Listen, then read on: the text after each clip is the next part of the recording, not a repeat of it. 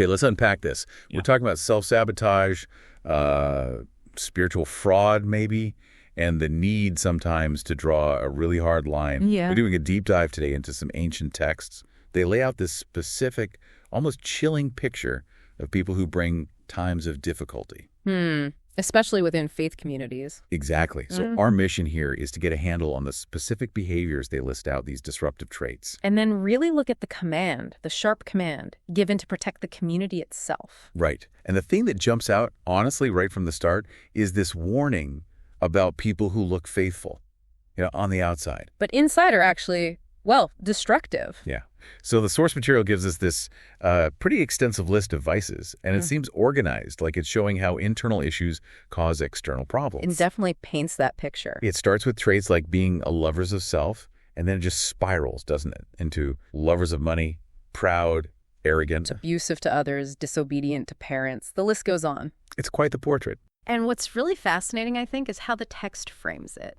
It's showing people who've fundamentally got their priorities backward. How so? Well, they become heartless, treacherous, reckless, and eventually swollen with conceit. Wow.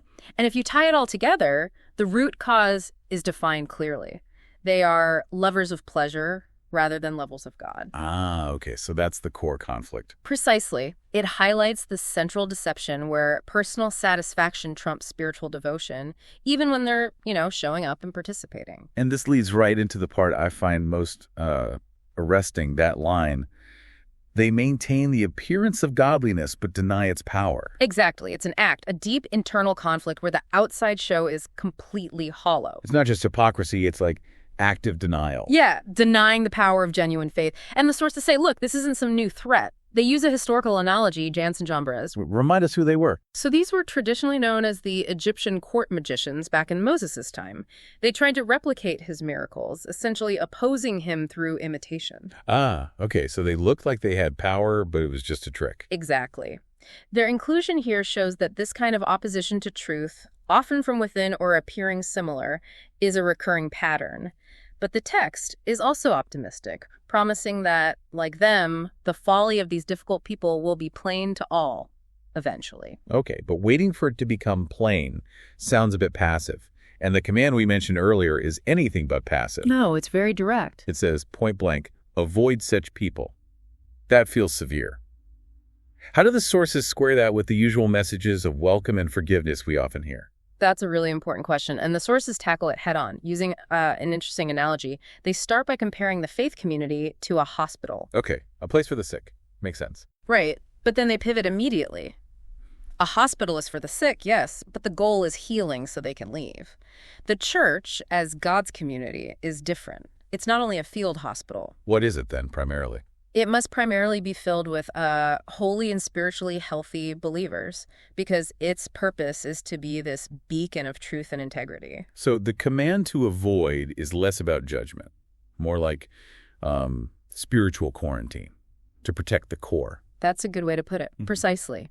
The sources warn that if the community just tolerates these kinds of unrepentant individuals. Ones who knowingly oppose truth while looking godly. Yes, those ones. If they're tolerated just under this banner of love and acceptance, the community itself will quickly decay and fall. It rots from within. That's the image used. The integrity gets compromised. So protecting the community isn't passive tolerance. It requires active defense. Courage, maybe. Discernment, definitely. Absolutely. Courage and active discernment. What kind of action steps do the sources suggest for this? How do you actively protect? The main action is about boldly upholding the truth. The text urges believers, preach God's word boldly so that lies and sin cannot take root. So proactive teaching and clear boundaries. Yes. And if you connect that back, the command to avoid becomes a strategic form of protection. It's about safeguarding the environment where genuine spiritual health can actually grow and be maintained. Keeping the foundation solid. Exactly. Ensuring that foundational integrity stays intact. This whole deep dive really underscores that discernment.